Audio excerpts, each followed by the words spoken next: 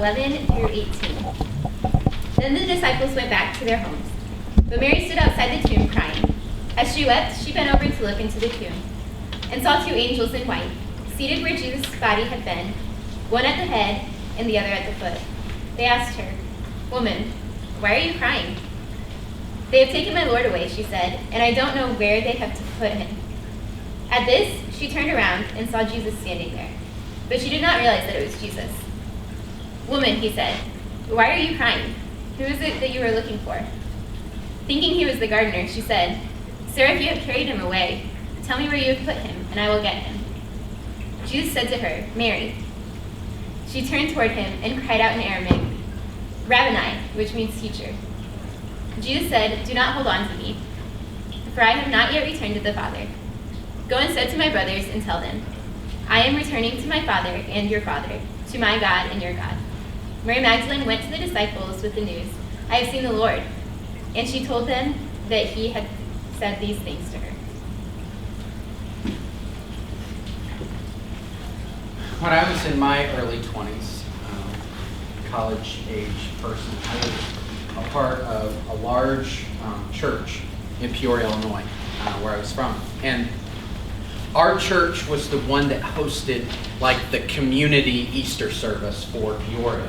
So we would rent out the Peoria Civic Center, and we'd have about 10,000 people there for a passion play that we performed. And you're probably not going to be surprised to find out I was typecasted every year. I was a new Marine, and they made me be the Roman soldier that killed Jesus every year. I'm pretty sure I got the job because I yelled the loudest. And so every year we would spend weeks on end sort of building up to this Easter event. And I remember when Easter was done, I wanted to nap for a week. I was exhausted. And this event had happened and it was done, and there was this kind of And it actually was several years later that I learned that actually Easter is not a day only, but Easter is an entire season.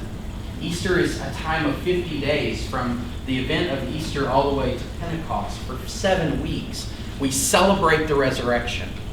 And so tonight I'm here to say to you with all seriousness, Happy Easter. For the Lord is risen. Hallelujah. Hallelujah. The Lord is risen. So I hope that you're not too surprised by the text that we read tonight. It's actually one of the classic texts for Easter, where we hear the story of Mary Magdalene meeting Jesus at the tomb. It's Mary who first sees Jesus. Some will identify her as the apostle to the apostles. She's the first preacher of the resurrection, the good news of the resurrection of Jesus.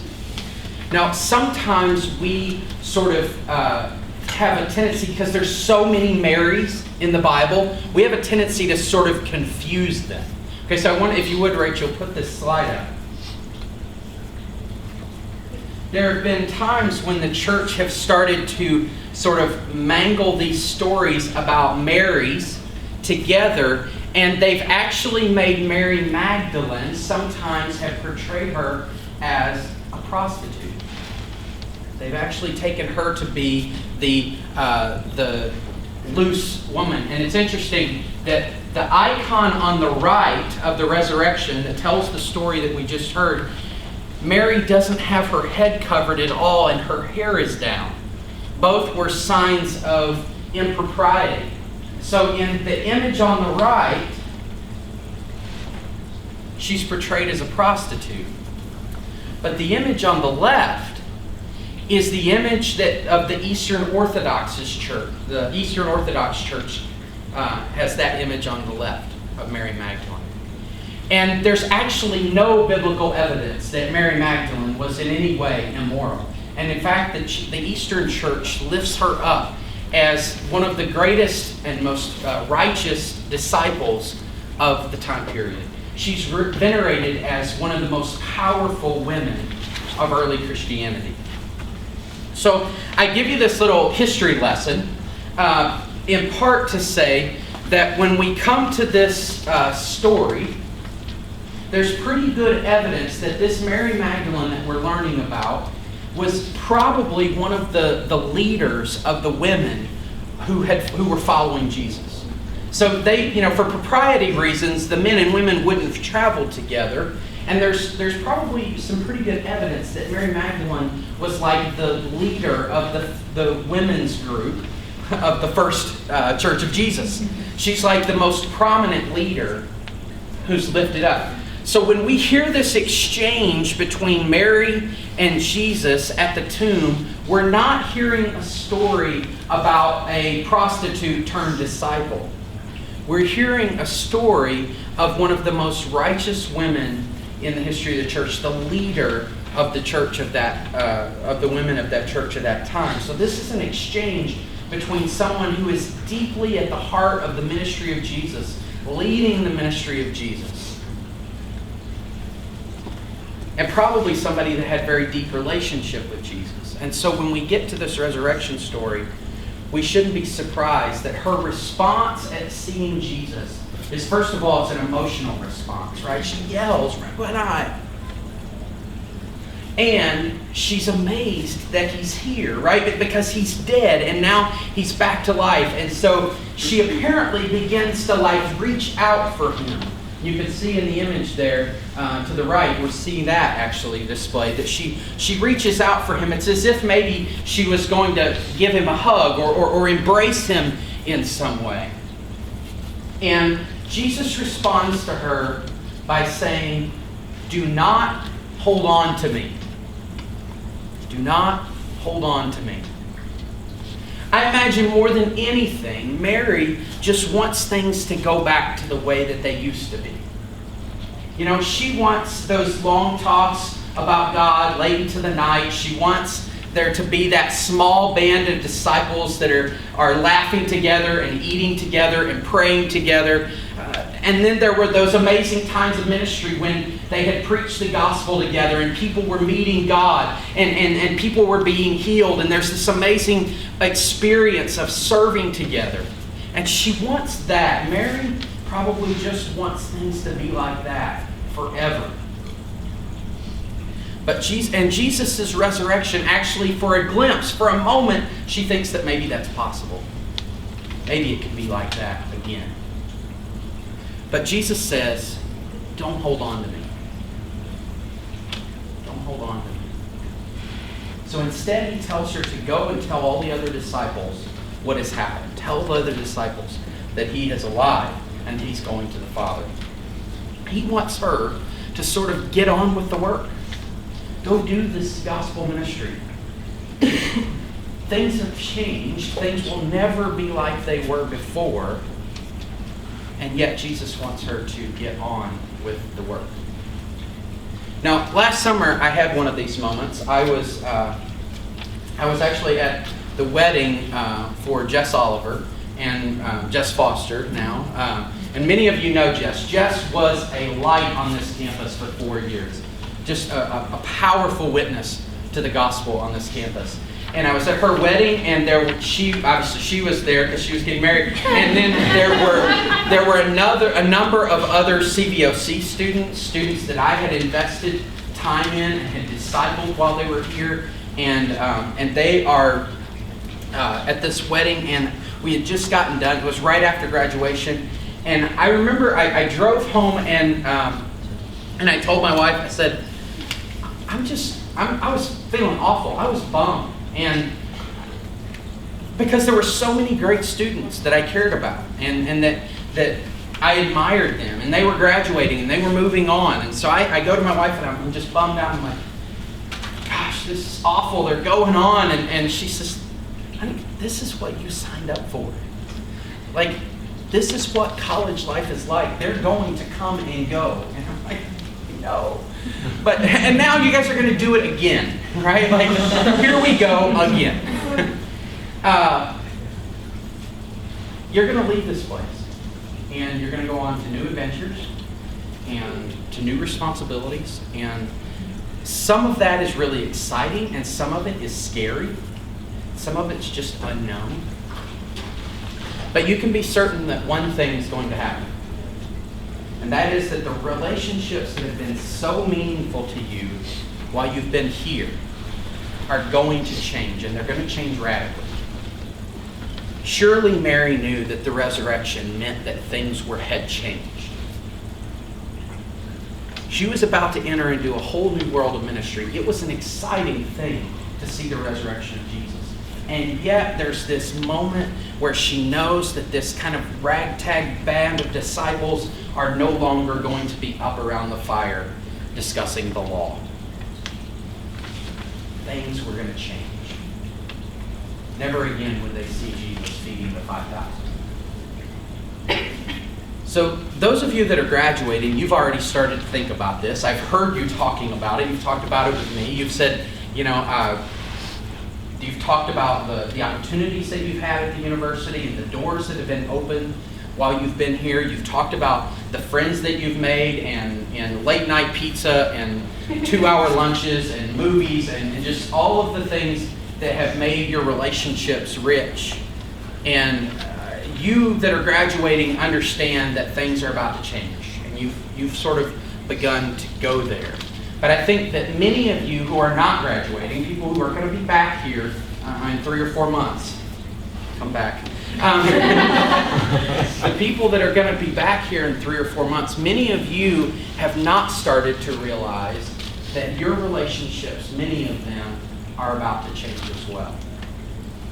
Things are going to be different.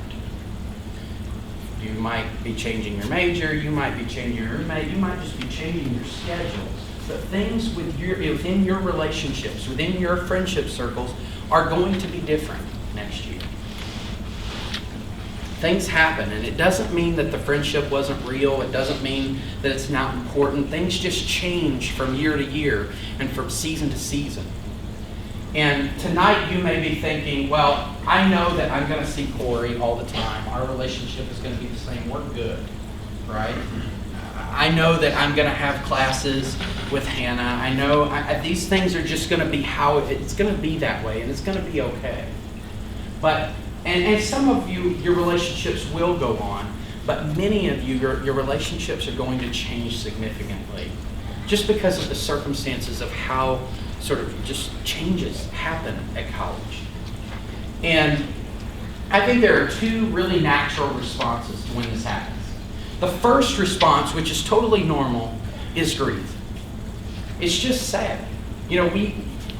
That was what I was feeling like last summer when some of my favorite students had graduated. That was a class that I actually came to UIndy at the same time that last year's class were freshmen. So that was kind of a special group to me, and it was sad when they left for me.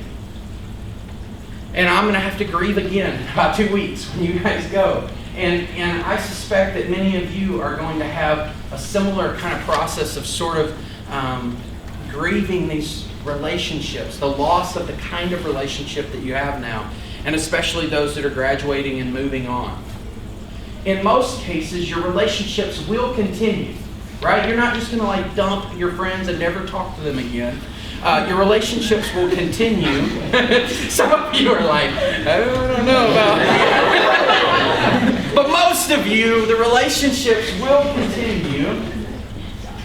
But for some of you, it's not going to be 2-hour lunches every day. It's going to be a Facebook update, right? Like the relationship, the quality of relationship for many of you is going to change. And I think that we learn a great lesson from Mary Magdalene tonight.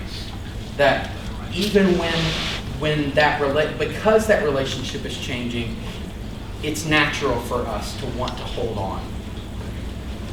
And it's natural for us to need to grieve as that change happens. And I expect that most of you kind of already get that. I don't think I need to remind you to be sad about the way that relationships are happening. That's kind of the most natural thing that we do. But there's something that you might miss if you're not paying attention. Whether you're graduating or whether relationships are just changing because it's the changing of a season, this is a time for gratitude. This is a time for gratitude. Think about all the ways that these people around you have enriched your life in this past year. Some of you have felt acceptance in a group of friends for the first time in your life. Some of you have laughed more than you've ever laughed in your whole life. Some of you have had a friend stand with you in the hardest time of your life. And when you experience that kind of beauty, the most important thing that you can do is give thanks to God. Prayers of gratitude are the very most basic kinds of prayers. When we were teaching our 2-year-old son how to pray for the first time, we taught him to pray, thank you for this day, thank you for this food, and thank you for each other. Gratitude is the most basic kind of prayer that you can pray. So tonight is a night to thank God for the people that He's put in your life this year. For some of you, it's a night to thank God for 4 years' worth of friends. For others of you, it's a night to thank God for what He's given just this year. And so our time of response tonight is pretty simple. Whether you think these relationships around you are going to change or not, you may think that they are going to go on just the same. And if so, that doesn't change it a bit about what I'm going to ask you to do. I want you to simply look back on this year, or if you're graduating, look back on these 4 years and thank God for the people that are around you. Thank God for the ways that they have planted life in you. And simply respond with gratitude. So, in a minute, we're going to play some music. And I want you to gather together with the people that have meant a lot to you this year. And I want you to pray. I want you to thank God for your friendship. For some of you that are graduating, I would encourage you, if there's somebody that, because these life season things just happen, if there's somebody here that your friendship has sort of drifted and you want to just thank God for that time that you had together, I want to encourage you to do that. That's an important kind of moment, because even if the thing has sort of moved on, we still have to be grateful for what we've been given. So I want you to simply gather with a group of friends after you've had a chance, and you're welcome to pray with many people, but after you've had a chance to do that, then you don't need to find one more person to pray with. Just sit and talk with your friends about the gifts that you've been given this year. And then after we've had a chance to do that, then the praise team is going to come up and they're going to sing this last chapel service out in style. Before we start that, I do want to say one last thing, and that is, if there's somebody that's not here tonight that you need to pray those prayers of gratitude with, I would encourage you to go back to your dorm afterwards or call them tomorrow. Do it soon, because you'll forget. And things are going to get crazy in the next week or so. So just take the time tonight or tomorrow and go and pray those prayers of gratitude with them. So as the music starts, let's just thank God for what He's given us. Okay.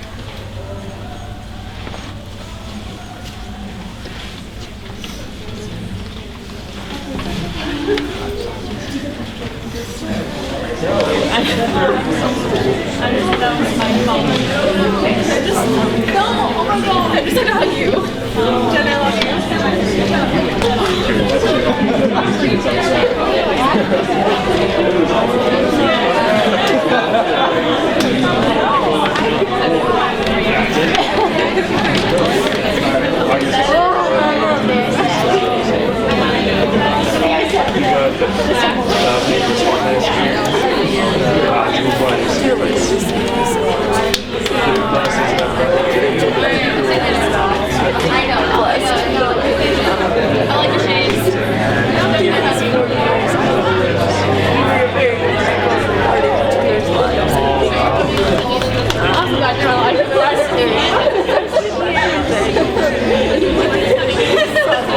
That's okay.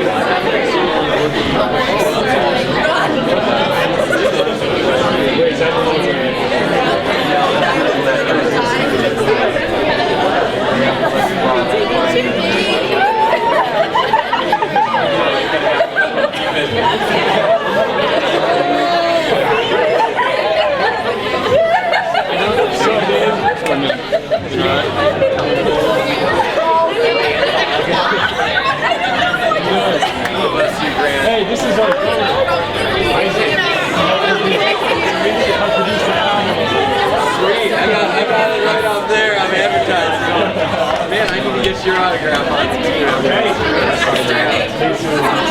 I can sign it. Next year. Hey. Gorgeous. And let me tell you, Isaac, this guy here has just been rock solid week after week after week. I'm so blessed to see him. I'm gonna stay your How'd that happen? I don't know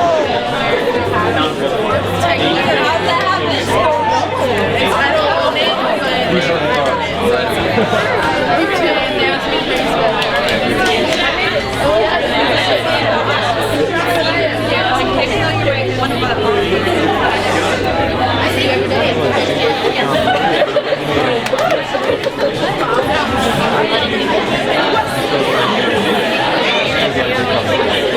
You're a blessing. Thank you so much for being here.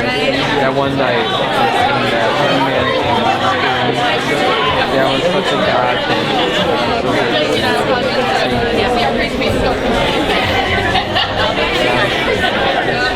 So you like you're trying to be safe, right? Is that what you're okay. I think you. I don't think it'll physically. No, actually, let's do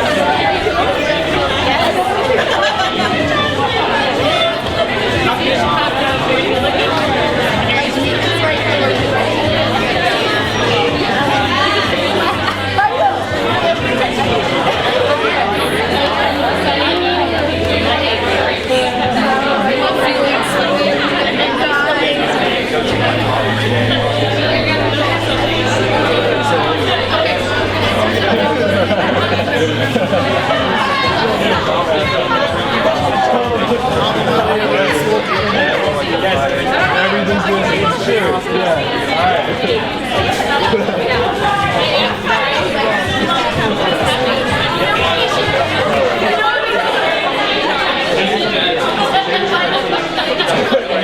All